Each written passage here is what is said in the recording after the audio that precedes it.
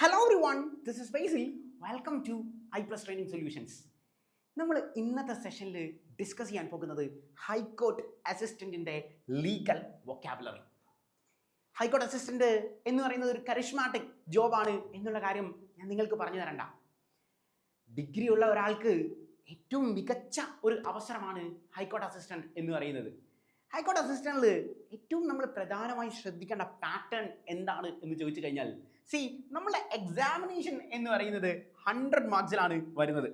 100 മാർക്സിൽ ഉള്ള എക്സാമിനേഷനിൽ English section എന്ന് പറയുന്നത് 50 മാർക്സിലാണ്. 50 മാർക്സിലാണ് ഇംഗ്ലീഷ് സെക്ഷൻ. കഴിഞ്ഞ തവണത്തെ കട്ട് ഓഫ് എത്രയാണ് എന്ന് ആർക്കെങ്കിലും അറിയാവോ? കഴിഞ്ഞ തവണത്തെ ഹൈക്കോർട്ട് അസിസ്റ്റന്റിന്റെ കട്ട് ഓഫ്, അതായത് 2024 നോട്ടിഫിക്കേഷന്റെ കട്ട് ഓഫ് എന്ന് പറയുന്നത് 48.5. അതായത് 50 ചോദ്യങ്ങൾ തന്നെ ഇംഗ്ലീഷിൽ നിന്ന് വന്ന 50 ചോദ്യം സിലബസിൽ പറഞ്ഞിട്ടുള്ള 50 മാർക്ക് ഇംഗ്ലീഷിൽ മാത്രമാക്കി വെച്ചിരുന്ന ഒരു എക്സാമിനേഷന്റെ കട്ട് ഓഫ് 48.5.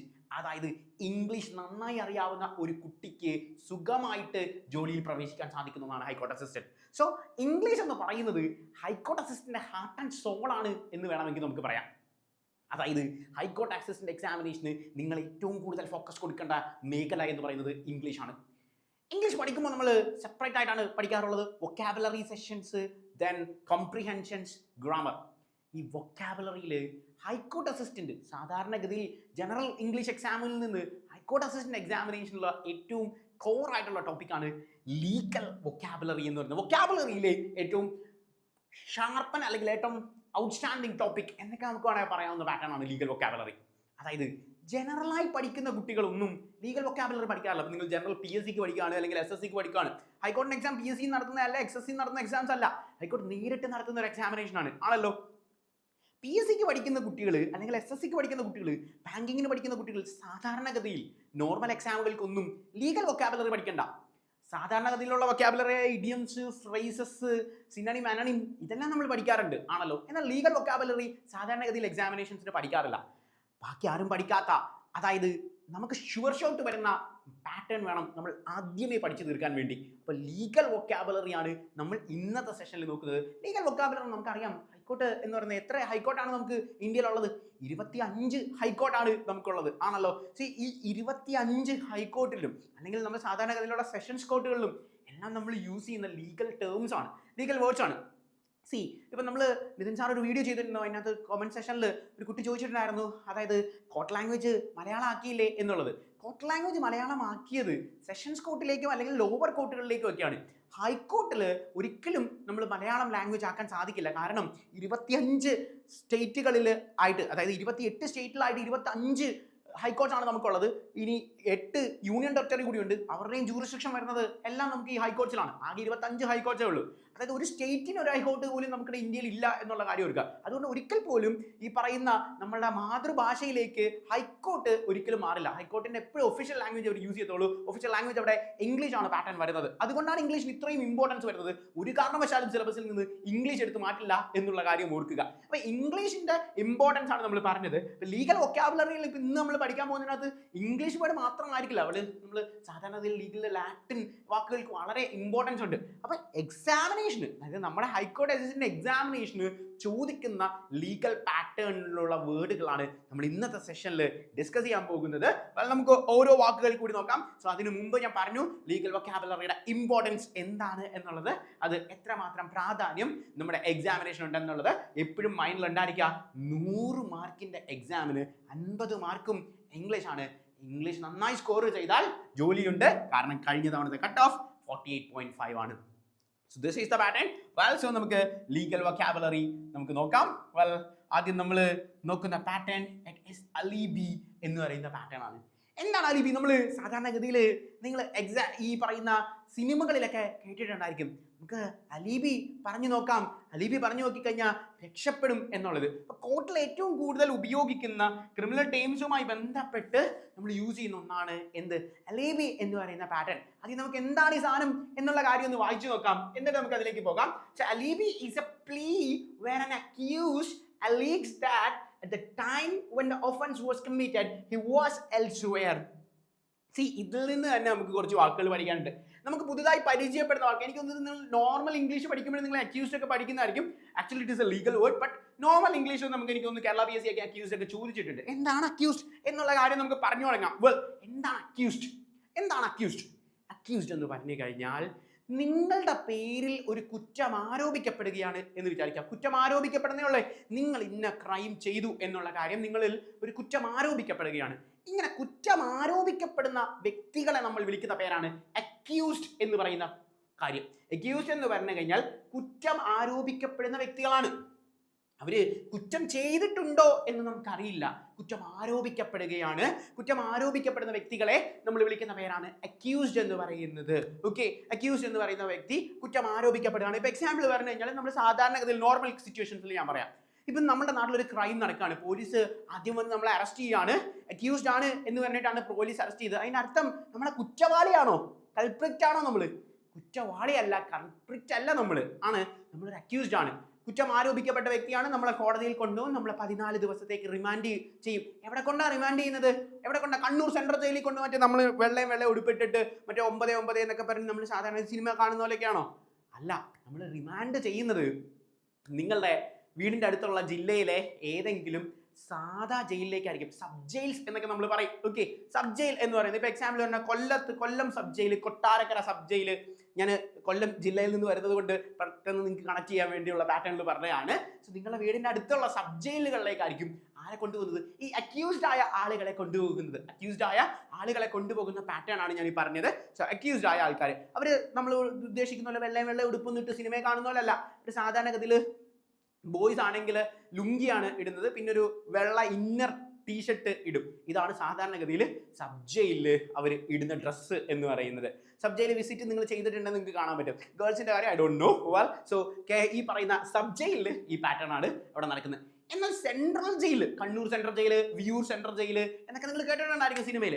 അവിടെ നമ്മൾ ഉദ്ദേശിക്കുന്ന പോലെ ഈ പറയുന്ന പോലെ യൂണിഫോം ഒക്കെ ഇട്ടിട്ട് നമ്പേഴ്സ് ഒക്കെ ഇട്ടുള്ള അവര് അക്യൂസ്ഡ് ആയ ആൾക്കാരല്ല, അവർ കൾപ്രിറ്റ്സ് ആണ്. കൾപ്രിറ്റ്സ് കുറ്റവാളികളാണ്. നിങ്ങൾ ഈ കുറ്റം ചെയ്തു എന്ന് കോടതി കണ്ടെത്തിയിരിക്കുന്നു, അതുകൊണ്ട് നിങ്ങൾ ഇത്ര വർഷത്തേക്ക് ശിക്ഷിക്കുന്നു എന്ന് പറയുന്ന ആൾക്കാരാണ് കൾപ്രിറ്റ്സ് എന്ന് പറയുന്നത്. സോ അക്യൂസ്ഡ് എന്ന് പറഞ്ഞു കഴിഞ്ഞാൽ കൾപ്രിറ്റ് അല്ല, അക്യൂസ്ഡ് എന്ന് പറഞ്ഞു കഴിഞ്ഞാൽ കുറ്റം ആരോപിക്കപ്പെട്ട വ്യക്തികളെ നമ്മൾ വിളിക്കുന്ന പേരാണ് അക്യൂസ്ഡ് എന്ന് പറയുന്ന വ്യക്തി.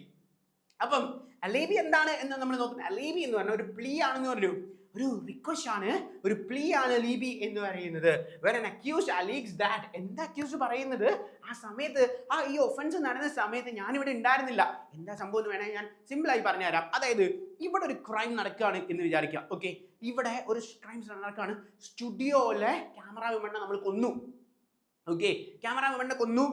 സസ്പീഷ്യസ് ആയിട്ട് പോലീസ് വന്നപ്പം പോലീസിന്റെ പാറ്റേണിൽ പോലീസ് നോക്കുമ്പം ആദ്യം പ്രതി ആകാനുള്ള ചാൻസ് ഞാനായിരിക്കും. ആണല്ലോ, ആദ്യം പ്രതിയാകാനുള്ള ചാൻസ് ഞാനാണ്. കാരണം ഈ പറയുന്ന സബ്സ്റ്റാൻഷ്യൽ എവിഡൻസ് എല്ലാം എനിക്കെതിരായിരുന്നു. ഞാനായിരുന്നു ഈ റൂമിൽ ഉണ്ടായിരുന്നത്, അവർ മരണപ്പെടുകയും ചെയ്തു. സ്വാഭാവികമായും ഞാനായിരിക്കും എന്നുള്ള കാര്യം അവർ വിചാരിച്ചു. എന്നെ അക്യൂസ്ഡ് ആക്കി അവർ. ഓക്കെ, എന്നെ അക്യൂസ്ഡ് ആക്കി അറസ്റ്റ് ചെയ്ത് കോടതിയിൽ കൊണ്ടുപോയി. സോ ട്രയൽ ടൈമിൽ ഞാൻ വാദിക്കുകയാണ്, ഞാൻ സത്യത്തിൽ ഇന്ന് അടൂര് വന്നിട്ട് പോലും ഇല്ല. ഞാൻ അടൂര് വന്നിട്ടില്ല. നിങ്ങൾ നോക്ക്, ഞാൻ കൊല്ലത്ത് വോട്ട് ചെയ്യുമായിരുന്നു. നിങ്ങൾ വോട്ട് ചെയ്ത ടൈം നോക്കി. ഈ സമയത്ത് ഞാൻ അവിടെ കൊല്ലത്ത് നിന്ന് വോട്ട് ചെയ്യാണ്. വേണം നിങ്ങൾ ഇലക്ഷൻ കമ്മീഷനെ വിളിച്ചു നോക്ക്. ഞാൻ അവിടെ ആ സമയത്ത് വോട്ട് ചെയ്തുകൊണ്ടിരിക്കുകയായിരുന്നു. പിന്നെ ഞാൻ എങ്ങനെയാണ് ഇവരെ കൊല്ലുന്നത്? ഞാൻ എങ്ങനെയാണ് കൊല്ലത്ത് നിന്ന് അടൂര് വന്ന് കൊല്ലുന്നത്? ഞാൻ എൻ്റെ ഹെലികോപ്റ്ററിൽ പറന്നു വരുമോ എന്നൊക്കെ ചോദിച്ച് ഞാൻ എൻ്റെ പ്ലീ നടത്തും. സോ അക്യൂസ്ഡ് ആയ ഞാൻ പ്ലീ ചെയ്യും. ഞാൻ ഇന്ന് പത്തനംതിട്ട ജില്ല ഞാൻ കണ്ടിട്ട് പോലും ഇല്ല. നിങ്ങൾ എൻ്റെ ഫോൺ ചെക്ക് ചെയ്ത് നോക്ക്, പത്തനംതിട്ട ജില്ല എപ്പോഴെങ്കിലും ഞാൻ ബോർഡർ കവർ ചെയ്തിട്ടുണ്ടോ? ഇതൊക്കെയാണ് എൻ്റെ അലിബീസ്. നല്ല അഡ്വക്കേറ്റ് ആണെങ്കിൽ, മിടുക്കനായ അഡ്വക്കേറ്റ് ആണ് എന്നെങ്കിൽ, advocacy means an art. നിങ്ങൾക്ക് ഹൈക്കോർട്ടിൽ ചെല്ലുമ്പോൾ കാണാൻ പറ്റും, it is an art. So അതൊരു ആർട്ടാണ്. മിടുക്കനായ അഡ്വക്കേറ്റ് ആണെങ്കിൽ അലീബിയുടെ പുറത്ത് ഞാൻ എന്ത് ചെയ്യും? രക്ഷപ്പെടും എന്നുള്ളതാണ്. So this is what.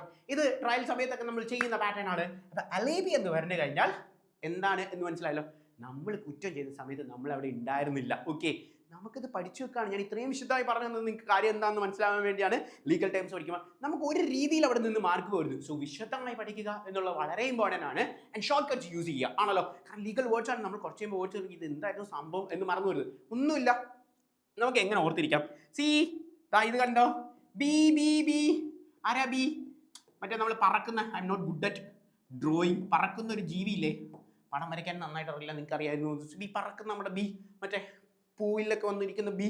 So B ഇങ്ങനെ പറന്ന് നടക്കല്ലേ, അതുപോലെ നമ്മൾ പറന്ന് നടക്കുവായിരുന്ന സമയത്ത് നമ്മൾ അവിടെ ഉണ്ടായിരുന്നില്ല എന്ന് പറഞ്ഞാൽ so alibi is a plea where an accused alleges that at the time when the offense was committed he was elsewhere. അയാൾ അവിടെ ഉണ്ടായിരുന്നില്ല എന്നുള്ള കാര്യമാണ് അലിബി. അപ്പോൾ ഇനി തെറ്റത്തിലല്ലോ തന്നിരിക്കുന്ന ഓപ്ഷൻസിൽ നിന്ന് you can easily pick that what do you mean by alibi. well so അടുത്ത നമ്മൾ പഠിക്കാൻ പോകുന്നത് ഏലിയാസ്. This is Elias. ഇത് നിങ്ങൾ കേട്ടിട്ടുണ്ടായിരിക്കും. എവിടെ കേട്ടിട്ടുണ്ട്? വീണ്ടും നമുക്ക് സിനിമ വെച്ച് കണക്ട് ചെയ്യാം. നമുക്കറിയാവുന്ന ഒരു സ്ഥലത്ത് നിന്ന് കണക്ട് ചെയ്തെടുക്കുന്നത് വളരെ നല്ലതായിരിക്കും. അപ്പൊ ഏലിയാസ് എന്ന് പറയുന്ന പാറ്റേണിലേക്കാണ് നമ്മൾ പോകുന്നത്. Alias means what? Alias means assumed name. Assumed നെയിമിനെയാണ് ഏലിയാസ് എന്ന് പറയുന്നത്. നമ്മൾ സിനിമയിലേക്ക് പോവാ. ഏത് സിനിമയാ? സാഗർ ഏലിയാസ് ജാക്കി. സാഗർ ഏലിയാസ് ജാക്കി കേട്ടിട്ടുണ്ടല്ലോ നിങ്ങൾ. മോഹൻലാലിന്റെ ഒരു സിനിമയായിരുന്നു സാഗർ ഏലിയാസ് ജാക്കി. എത്ര പേരുകളാണ് മോഹൻലാൽ ആ സിനിമയിലുള്ളത്? സാഗർ ഏലിയാസ് ജാക്കി. 3 പേരുണ്ടോ? 3 പേരൊന്നുമില്ല, 2 പേരേ ഉള്ളൂ. ഒരു പേര് സാഗർ, ഒരു പേര് ജാക്കി. ഇതാണ് പാറ്റേൺ. അപ്പൊ സാഗർ ഒരു പേര്, ജാക്കി മറ്റൊരു പേരാണ് എന്നുള്ള കാര്യം ഓർക്കുക. അപ്പൊ സാഗറും ജാക്കിയും ഇവർ 2 പേരുമാണ് പേര് ആണല്ലോ. ഇതാണ് പേര്. അപ്പൊ ഏലിയാസ് എന്താ? ഏലിയാസ് എന്ന് പറഞ്ഞാൽ അസ്യൂംഡ് നെയിമാണ്. അതായത് അതർ നെയിമിനെ നമ്മൾ വിളിക്കുന്ന പേരാണ്. സാഗർ എന്ന മോഹൻലാൽ ആ സിനിമ പറയുന്നുണ്ട്, സാഗർ എന്ന മിത്രത്തെ മാത്രമേ നിനക്ക് അറിയൂ, ജാക്കി എന്ന ശത്രുവിനെ നിനക്ക് അറിയില്ല എന്നുള്ള കാര്യം പറഞ്ഞു. അപ്പൊ Sagar Jacky, this is the pattern. Sagar എന്ന മിത്രത്തെ നിനക്കറിയൂ, ജാക്കി എന്ന ശത്രുവിനെ നിനക്ക് അറിയില്ല എന്ന് പറഞ്ഞ് നമ്മൾ പറയുന്ന പാറ്റേൺ ആണ് സാഗർ ഏലിയാസ് ജാക്കി എന്ന് പറയുന്ന പാറ്റേൺ. ഏലിയാസ് എങ്ങനെ പഠിക്കും? നമുക്ക് വേണമെങ്കിൽ ഈ സാധനം കാണാപാഠം പഠിക്കാം. അസ്യൂംഡ് നെയിമാണ് ഏലിയാസ്, അസ്യൂംഡ് നെയിമാണ്. ഒന്നും വേണ്ട.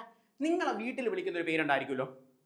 നിങ്ങളെ വീട്ടിൽ വിളിക്കുന്ന ഒരു പേര്, നിങ്ങൾക്ക് ഒഫീഷ്യലി ഒരു പേരുണ്ട്. ഇപ്പൊ ചിന്മയ എന്ന് പറയുന്ന ഒരു കുട്ടി ആണല്ലോ. ചിന്മയ എന്ന് പറയുന്ന ഒരു കുട്ടിയുടെ ഒഫീഷ്യൽ നെയിമാണ് ചിന്മയ. വീട്ടിൽ വിളിക്കുന്ന പേര് ചിന്നു എന്നാണ്. അപ്പൊ എങ്ങനെ പറയും നമ്മൾ? ചിന്മയ ഏലിയാസ് ചിന്നു. സോ നിങ്ങൾ നിങ്ങളുടെ പേര് വെച്ച് തന്നെ, നിങ്ങളുടെ നിക് നെയിം വെച്ച് തന്നെ കണക്ട് ചെയ്ത് കഴിഞ്ഞാൽ പിന്നെ നമ്മൾ മറക്കേണ്ട കാര്യമുണ്ടോ? ഇല്ല. വേണമെങ്കിൽ അറ്റ് പ്രസന്റ് സിറ്റുവേഷനിൽ ഒരു കാര്യം പറയാം. സി, അതായത് അക്യൂസ്ഡുമായി കണക്ട് ചെയ്ത പാറ്റേൺ. ഓക്കെ, വെൽ സി, നമ്മുടെ ദിലീപില്ലേ, സിനിമാ നടൻ ദിലീപ് ഒരു അക്യൂസ്ഡ് ആയിരുന്നു. സിനിമാ നടൻ ദിലീപ് ഒരു അക്യൂസ്ഡ് ആയിരുന്നു. കേസിൽ അക്യൂസ്ഡ് ആയിരുന്നു. അദ്ദേഹം ശിക്ഷിക്കപ്പെട്ടോ? കൾപ്രിറ്റ് ആയോ? കുറ്റവാളി ആയോ? ഇല്ല, അദ്ദേഹം കുറ്റവാളി ആയില്ല. അദ്ദേഹത്തിനെ അക്വിറ്റ് ചെയ്തു. കൺവിക്റ്റ് ചെയ്തില്ല. കൺവിക്റ്റ് എന്ന് പറഞ്ഞാൽ എന്താ? ശിക്ഷിക്കപ്പെടുന്നതിന് നമ്മൾ വിളിക്കുന്ന പേരാണ് കൺവിക്റ്റ് എന്ന് പറയുന്നത്. സോ അയാളെ കൺവിക്റ്റ് ചെയ്തില്ല, അദ്ദേഹത്തിനെ അക്വിറ്റ് ചെയ്തു. അപ്പൊ കൺവിക്റ്റിന്റെ അനണിം കൂടിയാണ് ഞാൻ പറഞ്ഞത്. അനണിം means what? Opposite. That's also very important in our vocabulary. English വൊക്കാബുലറിയിൽ നമുക്ക് ഏറ്റവും പ്രധാനപ്പെട്ട പാറ്റേൺ ആണ് കൺവിക്റ്റ് എന്നുള്ളതിന്റെ അനണിമാണ്, ഓപ്പോസിറ്റ് ആണ് വാട്ട്? അക്വിറ്റ് എന്ന് പറയുന്നത്. സോ അക്വിറ്റ് എന്ന് പറയുന്നത് കൺവിക്റ്റിന്റെ ഓപ്പോസിറ്റ് ആണ് എന്നുള്ള കാര്യം എടുക്കുക. അപ്പൊ അദ്ദേഹത്തിനെ കൺവിക്റ്റ് ചെയ്തില്ല. കൺവിക്റ്റ് ചെയ്തിരുന്നെങ്കിൽ ഞാൻ ഈ പറഞ്ഞതുപോലെ കണ്ണൂർ സെൻട്രൽ ജയിലിലേക്കൊക്കെ കൊണ്ടുപോയതിനെ, അല്ലെ വിയൂർ സെൻട്രൽ ജയിലിലേക്ക് കൊണ്ടുപോയതിനെ, കൺവിക്റ്റ് ചെയ്ത പ്രതികളെയാണ് അങ്ങോട്ട് കൊണ്ടുപോകുന്നത്. ഗോവിന്ദചാമി നിങ്ങൾക്കറിയാം, അദ്ദേഹത്തിനെ കൺവിക്റ്റ് ചെയ്തതാണ്. എന്നാൽ ദിലീപിനെ അക്വിറ്റ് ചെയ്തു. അപ്പൊ ദിലീപ് ഒരു അക്യൂസ്ഡ് ആയിരുന്നു എന്നുള്ള കാര്യം നമ്മൾ പറഞ്ഞു. ദിലീപ് ഒരു അക്യൂസ്ഡ് ആയിരുന്നു. വെൽ സോ ദിലീപിന്റെ കാര്യത്തിൽ നമ്മൾ എന്തിനാണ് ഇപ്പൊ ഇലിയാസ് പഠിച്ചപ്പം ദിലീപിനെ കുറിച്ച് പറഞ്ഞത്? അതായത് നിങ്ങൾ ദിലീപിന്റെ കോർട്ട് പ്രൊസീജിങ്സിന് ഇടയിലുള്ള ദിലീപിനെ വിളിക്കുന്നതായിട്ടുണ്ടോ? ദിലീപ് എന്നാണ്, നമ്മൾ ദിലീപ് എന്ന് വിളിക്കും. പക്ഷേ കോടതിയിൽ ഇങ്ങനെയാണ് വിളിച്ചത്, Dileep alias Gopalakrishnan, someone like that. അദ്ദേഹത്തിന്റെ ഒറിജിനൽ പേര് ഗോപാലകൃഷ്ണൻ ആണെന്ന് തോന്നുന്നു. If I'm not right you can make me correct. So എന്തോ പേരാ, ഒറിജിനൽ പേര് കൃഷ്ണാന്നോ സംവൺ ലൈക്ക് ദാറ്റ്, ഗോപാലകൃഷ്ണൻ ആണെന്നാണ് എൻ്റെ ഓർമ്മ. അപ്പൊ ദിലീപ് എന്നല്ല. അപ്പൊ എങ്ങനെയാണ് വിളിക്കുന്നത്? Dileep alias Gopalakrishnan. This is the pattern. So you may familiar that what is alias. Alias എന്താണ് എന്നുള്ള കാര്യം നിങ്ങൾക്ക് മനസ്സിലായല്ലോ. So this is the pattern. So Elias എന്ന് പറയുന്ന കോൺസെപ്റ്റ്സ് നമുക്ക് അവിടെ നിന്ന് എളുപ്പത്തിൽ ഐഡന്റിഫൈ ചെയ്യാൻ പറ്റുന്ന പാറ്റേൺ ആണ്. So this is the pattern. Well C, next നമ്മൾ പഠിക്കാൻ പോകുന്ന pattern it is alimony. Alimony means a maintenance and allowance payable to wife and children and also to aged parents. This is alimony. See, alimony നമുക്ക് എളുപ്പത്തിൽ connect ചെയ്യാൻ പറ്റും. നിങ്ങൾ കല്യാണമൊക്കെ കഴിച്ചിട്ടുണ്ട്, ഡിവോഴ്സ് ഒക്കെ ചെയ്തിട്ടുണ്ടെങ്കിൽ നിങ്ങൾക്ക് എളുപ്പത്തിൽ ഐഡന്റിഫൈ ചെയ്യാൻ പറ്റും. What do you mean by alimony? Okay, well, see, alimony means എന്താണ്? See, നമ്മൾ സാധാരണഗതിയിൽ കല്യാണമൊക്കെ കഴിച്ചു കഴിഞ്ഞു എന്ന് വിചാരിക്കാം. കല്യാണം കഴിച്ചിട്ട് ഭാര്യയെ നമ്മൾ ഉപേക്ഷിക്കുകയാണ് എന്ന് വിചാരിക്കാം. ഭാര്യയെ ഉപേക്ഷിക്കുകയാണ് എന്ന് ചെയ്യുക. ഭാര്യയെ ഡിവോഴ്സ് ചെയ്യാണ്. അപ്പോൾ ഭാര്യ പറയാണ്, വെറുതെ ഒന്നും ഞാൻ ഡിവോഴ്സ് സമ്മതിക്കത്തില്ല. നിങ്ങൾ മറ്റേ ജെഫ് ബസോസിനെ കുറിച്ച് കേട്ടിട്ടുണ്ടായിരിക്കും. ആമസോണിന്റെ ഓണർ ജെഫ് ബസോസ് ലോകത്തിലെ ഏറ്റവും സമ്പന്നനായ വ്യക്തിയായിരുന്നു. അദ്ദേഹത്തിനെ മസ്ക് റീപ്ലേസ് ചെയ്യുന്ന സമയത്ത് എങ്ങനെയാണ് മസ്ക് റീപ്ലേസ് ചെയ്തത് എന്ന് വെച്ച് കഴിഞ്ഞാൽ, ജെഫ് ബസോസിന്റെ വൈഫുമായി അദ്ദേഹം ഒരു ഡിവോഴ്സ് കേസ് നടക്കുന്നുണ്ടായിരുന്നു. ബസോസ് ഈ പറയുന്ന അദ്ദേഹത്തിന്റെ സാമ്പത്തികമായ കുറേ സാമ്പത്തികം അലിമണി ആയിട്ട് വൈഫിന് കൊടുക്കേണ്ടി വന്നു. അതായത് നമ്മളുടെ കാശ് നമ്മൾ ഡിവോഴ്സ് ചെയ്യുന്ന സമയത്ത് ഭാര്യയ്ക്ക് കൊടുക്കുന്ന പാറ്റേണെ നമ്മൾ വിളിക്കുന്ന പേരാണ് ഈ അലിമണി എന്ന് പറയുന്ന pattern. So alimony means it is a maintenance. Maintenance means എന്താ, ഭാര്യയ്ക്ക് ചെലവിന് കൊടുക്കുക എന്ന് പച്ച മലയാളത്തിൽ നമ്മൾ പറയും. ഭാര്യ ആയാലും കുട്ടികളായാലും പേരൻസ് ആയാലും നമ്മൾ ചെലവിന് കൊടുക്കുന്നതിന് നമ്മൾ വിളിക്കുന്ന പേര് അലിമണിയാണ്. ഡിവോഴ്സ് കേസുമായി ബന്ധപ്പെട്ടാണ് സ്ഥിരമായ അലിമണി നമ്മൾ കേൾക്കാറുള്ളത്. ഇതുകൊണ്ടാണ് ഞാൻ അങ്ങനെ കണക്ട് ചെയ്ത് തന്നത്. സോ അലിമണി എങ്ങനെ ഓർത്തിരിക്കും? ഇത് ഓർത്തിരിക്കുകയാണല്ലോ നമ്മളുടെ ലക്ഷ്യം. സോ കഥ മുഴുവൻ കേട്ടിട്ട് ദൈവമേ എക്സാം ഓടി ചെല്ലുമ്പം അലിമണി ആർന്നോ ഇത് എന്നുള്ളത് എങ്ങനെ തിരിച്ചറിയും? അതാണ് നമ്മുടെ pattern. So alimony means all I want money എന്നോർത്താൽ മതി. സാധാരണഗതിയിൽ ഡിവോഴ്സ് വേണം എന്ന് പറയാം. എനിക്ക് പൈസ തരാതെ ഒരു പരിപാടി നടക്കത്തില്ല. ഡിവോഴ്സ് നടക്കാൻ വേണ്ടി ഓൾ ഐ വോണ്ട് മണി എന്നോർത്ത all I want money.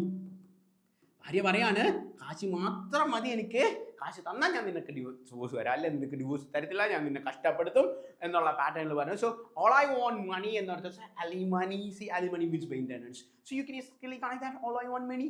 So alimony means maintenance ആണ്. മെയിൻ്റനൻസിനെയാണ് നമ്മൾ അലിമണി എന്ന് പറയുന്ന പാറ്റേണിൽ യൂസ് ചെയ്യുന്നത് എന്നുള്ളത് നമുക്ക് കിട്ടി. സോ എളുപ്പത്തിൽ നമുക്കത് ഓർത്തിരിക്കാൻ പറ്റും. Alimony means all I want money. Well seen as comes arbitrator.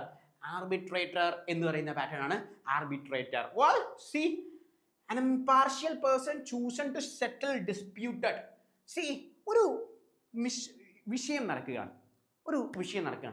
അത് സെറ്റിൽ ആക്കാൻ വേണ്ടി പാർഷ്യൽ അല്ലാത്ത ഒരാളെ നമ്മൾ കാണുന്നതാണ് ആർബിട്രേറ്റർ എന്ന് പറയുന്നത്. ലീഗൽ ടേമിൽ ആർബിട്രേറ്റർ എന്ന് പറഞ്ഞാൽ അയാൾ ഒരിക്കലും പാർഷ്യലായ ആളായിരിക്കില്ല. പാർഷ്യൽ എന്ന് വെച്ചാൽ ഒരു പക്ഷം അയാൾ പിടിക്കില്ല. രണ്ട് വിഷയമാണ് നടക്കുന്നത്, അതിർത്തിയുമായി ബന്ധപ്പെട്ട ഒരു വിഷയം അല്ലെങ്കിൽ എന്ത് വിഷയമായിക്കോട്ടെ, ആ വിഷയത്തിൽ അദ്ദേഹം ഒരു പക്ഷവും പിടിക്കാതെ അദ്ദേഹം നടുക്ക് നിന്ന് ഹാൻഡിൽ ചെയ്യാണ്. എല്ലാ കാര്യങ്ങളും നടുക്ക് നിന്ന് ഹാൻഡിൽ ചെയ്യാണ്. ഇങ്ങനെയുള്ള ആളെ നമ്മൾ വിളിക്കുന്ന പേരാണ് ആർബിട്രേറ്റർ എന്ന് പറയുന്നത്. അപ്പോൾ arbitrator person is very impartial person chosen to settle ഡിസ്പ്യൂട്ടുകൾ സെറ്റിലാക്കുക എന്നുള്ളതാണ് അവരുടെ ലക്ഷ്യം എന്നുള്ളതാണ് അവിടെ പ്രധാനപ്പെട്ട പാറ്റേൺ. അപ്പം ഡിസ്പ്യൂട്ടുകൾ സെറ്റിലാക്കാൻ വേണ്ടി നമ്മൾ കൊണ്ടുവന്നിരിക്കുന്ന ഒരു പാറ്റേൺ ആണ് ഈ ആർബിട്രേറ്റർ എന്നുള്ള കാര്യം ഓർത്തുകൊള്ളുക. So we are moving to the next word, award. See the decision of an arbitrator. എന്തിനാണ് നമ്മൾ വിഷയം ഉണ്ടാക്കുന്നത്? അവാർഡ് തന്നു എന്ന് പറയുന്നത് നമ്മൾ സാധാരണഗതിയിൽ സിനിമയിൽ കാണുന്ന പോലെ ഓസ്കാർ അവാർഡ് അല്ല ഈ അവാർഡ്. അതായത് arbitrator they are not judges. ഒരു ജഡ്ജിങ് പാറ്റേണിലേക്ക് വരത്തില്ല. നമുക്കൊരു ക്വാസി ജുഡീഷ്യൽ എന്നൊക്കെ വേണമെങ്കിൽ പറയാമെങ്കിലും ജുഡീഷ്യൽ പാറ്റേണിൽ അവർ നൽകുന്ന പാറ്റേണിലേക്ക് വരുന്നത് അവാർഡാണ് എന്നുള്ള കാര്യം ഓർക്കുക. അവർ നൽകുന്ന പാറ്റേണിനെ നമ്മൾ വിളിക്കുന്ന പേരാണ് അവാർഡ് എന്ന് പറയുന്ന സാധനം. So award means the decision of an arbitrator. അതായത് ഈ ഇംപാർഷ്യലായിട്ട് ഒരു ഇഷ്യൂവിൽ സെറ്റിൽ ചെയ്തിരിക്കുന്ന വ്യക്തി, ഇയാളെ ആണ് നമ്മൾ എന്ത് ചെയ്യുന്നത്, ഈ പറയുന്ന ആർബിട്രേറ്ററായിട്ട് പരിഗണിക്കുന്നത്. ഈ ആർബിട്രേറ്ററാണ് അദ്ദേഹത്തിൻ്റെ വിധിയെ അതല്ലെങ്കിൽ അദ്ദേഹത്തിൻ്റെ തീരുമാനത്തെ, വിധി എന്ന് നമുക്ക് പറയാനോടെ പറ്റില്ല, സാധാരണ നമ്മൾ ജഡ്ജ്മെന്റുള്ള വിധി എന്ന് പറയുന്നത്, അദ്ദേഹത്തിൻ്റെ തീരുമാനത്തെ നമ്മൾ വിളിക്കുന്ന പേരാണ് അവാർഡ് എന്ന് പറയുന്നത്. So award means the decision of an arbitrator. ആർബിട്രേറ്ററിന്റെ ഡിസിഷനെ നമ്മൾ വിളിക്കുന്ന പേരാണ് അവാർഡ് എന്ന് പറയുന്ന പാറ്റേൺ. ഓൾസോ നമ്മൾ 5 വാക്കുകൾ പഠിച്ചു. 5 വാക്കുകൾ പഠിക്കുന്നതിന്റെ കൂടെ നമ്മൾ എത്ര ലീഗൽ വേർഡ്സ് കൂടി പഠിച്ചു? അക്വേറ്റ് പഠിച്ചു, കൺവെക്റ്റ് പഠിച്ചു, അക്യൂസ്ഡ് പഠിച്ചു. സോ പഠിക്കുമ്പോൾ ഏറ്റവും പ്രധാനമായും നമ്മൾ നോക്കേണ്ട മെത്തേഡ് കണക്ട് ചെയ്ത് പഠിക്കുക എന്നുള്ള കാര്യമാണ്. കണക്ട് ചെയ്ത് പഠിച്ചു കഴിഞ്ഞാലുള്ള ഇമ്പോർട്ടൻസ് എന്താണെന്ന് വെച്ചാൽ നമ്മൾ ഒരിക്കലും അത് മറന്നു പോകില്ല എന്നുള്ളൊരു പാറ്റേൺ കൂടിയുണ്ട്. So whenever you study you have to connect it pattern. So connect it pattern എന്നുള്ള കാര്യം ഓർത്തുകൊള്ളുക. Well see amicus curiae. amicus curiae ആണ് അടുത്ത pattern. This is also we can study from cinema. സിനിമയിൽ നിന്ന് നമുക്ക് പഠിക്കാൻ പറ്റുന്നതാണ്. അപ്പം നമ്മുടെ ജീവിതവുമായി ബന്ധപ്പെട്ട സിനിമയെ എപ്പോഴും വിഷ്വലൈസേഷൻ മെത്തേഡ്സിനെ കണക്ട് ചെയ്ത് പഠിക്കുന്ന സമയത്ത് ഏറ്റവും കൂടുതൽ ഉപയോഗിക്കാൻ പറ്റുന്നൊരു മെത്തേഡ്. കാരണം നമുക്ക് ബുക്ക് വായിക്കുന്നതിനേക്കാൾ കൂടുതൽ ഇഷ്ടമെന്ന് പറയുന്നത് വിഷ്വലൈസ് ചെയ്ത് പഠിക്കാനായിരിക്കും. പഠിക്കുന്ന കാര്യം വിഷ്വൽ ചെയ്ത് കണക്ട് ചെയ്ത് വെക്കുക എന്നുള്ളതാണ്. Amicus curiae, friend of the court, he is one who helps a court in deciding a question of law. So what do you mean by amicus curiae? amicus curiae എന്ന് പറഞ്ഞു കഴിഞ്ഞാൽ cinema, ആദ്യം ഞാൻ cinema പറയാൻ എന്നിട്ട് ഞാൻ അത് explain ചെയ്ത് തരാം. ഇവിടം സ്വർഗമാണ് എന്ന് പറഞ്ഞൊരു സിനിമയുണ്ട് മോഹൻലാലിൻ്റെ. നിങ്ങൾ കണ്ടിട്ടുണ്ടോ എന്ന് എനിക്കറിയില്ല.